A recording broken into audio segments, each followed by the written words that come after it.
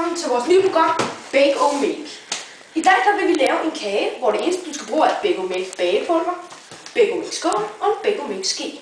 Og så en af de hemmelige Bake or Make ingredienser. Vi vil nu starte med at tage noget af Bake or Make melen og hælde det ned i skålen. Dernæst tager man sin ske og rører rundt. Så tager man en af de her tuber og putter ned i. Sådan der. 1 til 2 dråber af rigeligt. Så vil vi tage skeen igen og røre grundigt. Når du så synes, at dejen ser god ud, så tager du skeen op, banker den af på kanten og lægger op. Nu skal dejen så hæve. Du sætter den der, og så kan vi jo fordrive tiden med nogle opskrifter fra vores nye bog, Bake or Make. Her er alt, hvad man kan bruge til et dejligt måltid. Der er laksmadsfars, porre med mozzarella, laurbærkartofler med bacon og frugtspid med flødeskum.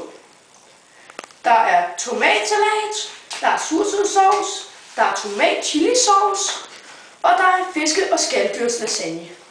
Nu kan vi ikke noget mere, da kagen er ved at være færdig. Lad os se. Nej, den er god. Det er en Bake or Make chokoladekage. Og alt, hvad man har brugt, er Bake or Make bagepulver, skål, ske og hemmelige ingredienser.